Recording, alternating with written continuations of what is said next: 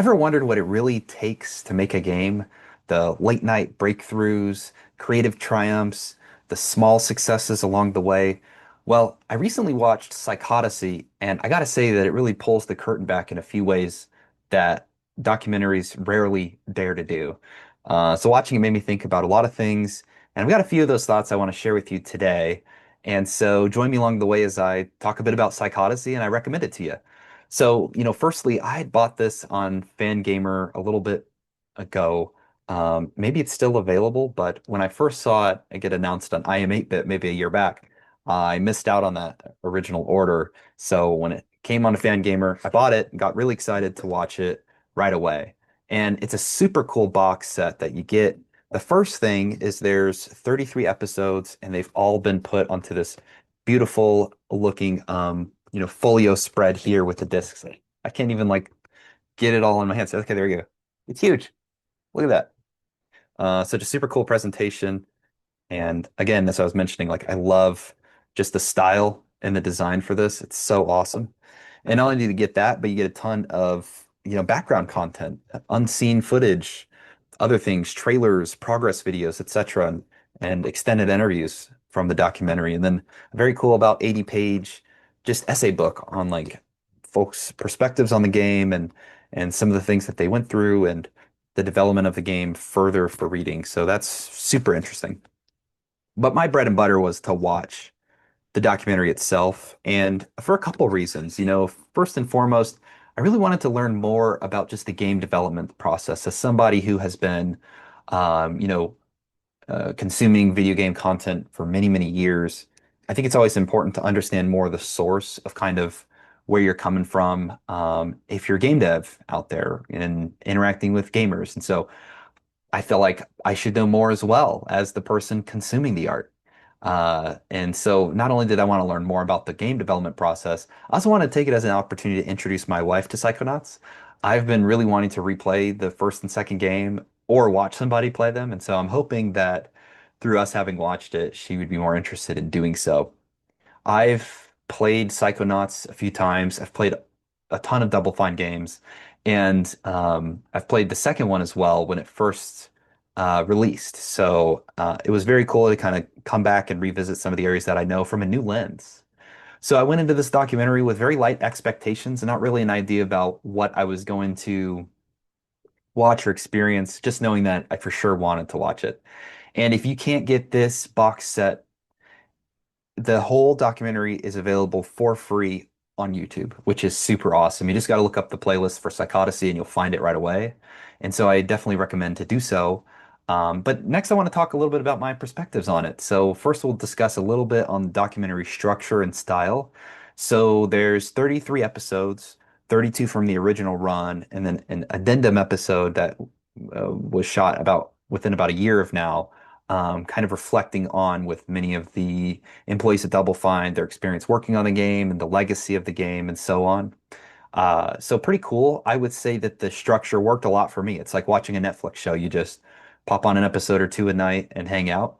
Though there is a little bit of added planning required. And a big part of that is because the episodes varied in length. They could go anywhere from 20 minutes up to an hour and a half. So you kind of had to plan accordingly on when you were going to watch the next episode or how you're going to watch it if that time became kind of a constraint on you, which for me, it definitely was. So, but I was able to watch it all and quite enjoyed the viewing experience. And a big part of that is we get a very well-paced documentary, I would say, in a lot of ways. At times, it could be overwhelming. There are stages in the development process that you follow Double Fine's team along where the game is just lull. Like it's hard to make progress on the development end, and things kind of sit for a while. And when the team is hitting walls and not making progress, you as the viewer are definitely experiencing that along the way. And so there are a couple stages where they're still in the design phase, and then later on they're like trying to finish up levels and just working on bugs, where it's just a lot of meetings, Zoom meetings, and just people talking back and forth, where the pacing does kind of slow down. But again, it just speaks to the nature of what game development is like, wherein there are stages where people are saying, I don't know how we progress, or I'm waiting on this person to get this thing done so I can do my job. And so it was interesting to see that, but also feel that as a viewer. But something I did for sure experience kind of going in. I also wanted to talk a little bit about the editing and presentation style. So Two Player Productions, who produced this documentary, they've worked with Tim and Double Fine to do a handful of these across the years. And I felt like this one was really well done from the intro and outro, like art, music, the way the credits kind of lead in from some kind of cliffhanger moment that kind of builds up the suspense for kind of what's next in the following episode. I think a lot of that was done very well. But another thing that I want to say that Two Player did was really paint a very fair reality, and kudos on Double Fine for allowing him to do that, about just how challenging making a video game can be. Even if you have all of the talent in the world, the ducks are in a row, things are going to come up that are going to throw wrenches in and are going to cause issues for the game development process. And Double Fine does a really and Two Player Productions, they both do a really good job of being transparent, being fair, and honest about kind of what's going on throughout that process and allowing us as the viewers to see that. And so I thought that that was super awesome that we got that level of transparency. So yeah, just overall, very well shot, interesting, interestingly edited documentary that I would definitely recommend if you wanted to learn more about the game development process. You're going to learn that here as somebody who is very limited in the knowledge and technical knowledge of how that all works. I felt like I took away a lot from the process.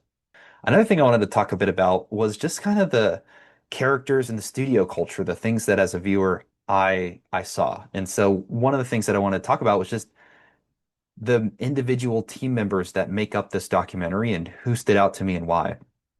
So there everyone in this documentary really goes through a period of transformation throughout. We'll see people get hired, we'll see people leave the company, we'll see people take on new roles and new types of leadership throughout the process.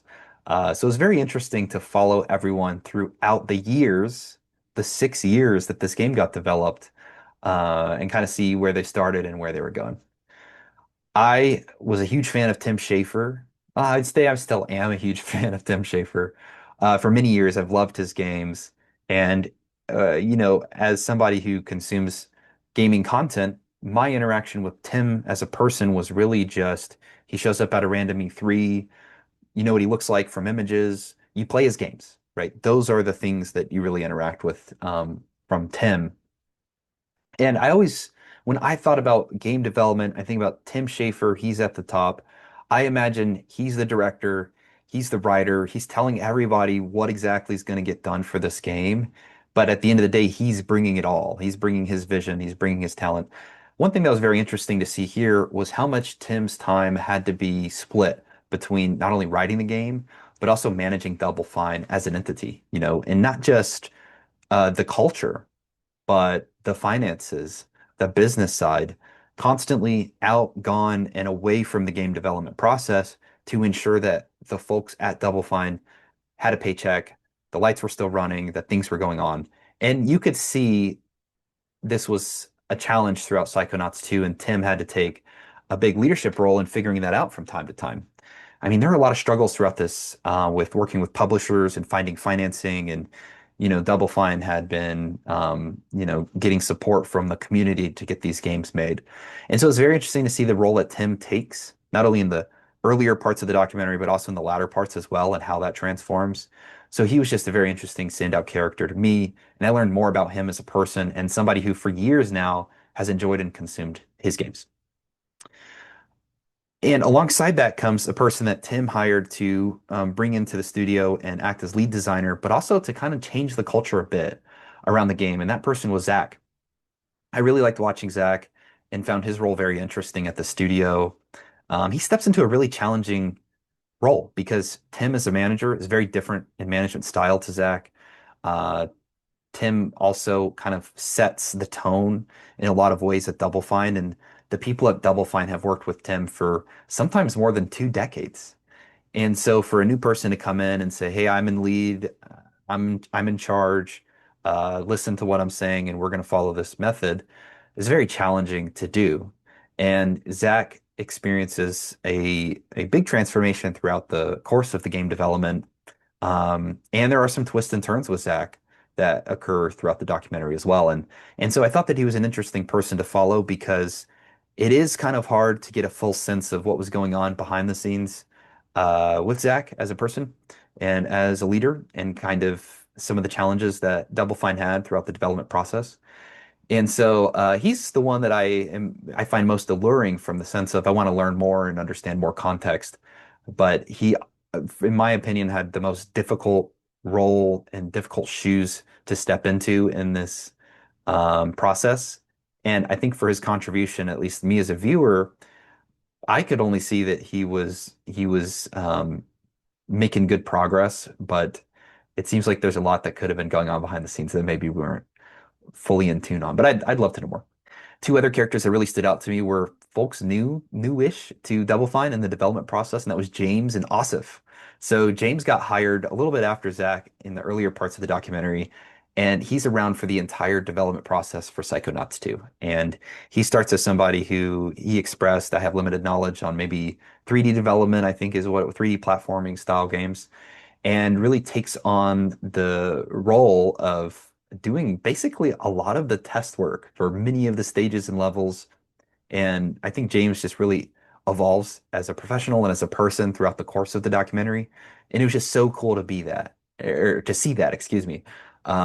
He has a great voice that he brings to conversations in meaningful ways. He's somebody who's super honest and transparent and funny. He's fun to watch. And so I really think that James becomes the main character of the documentary for me throughout the process.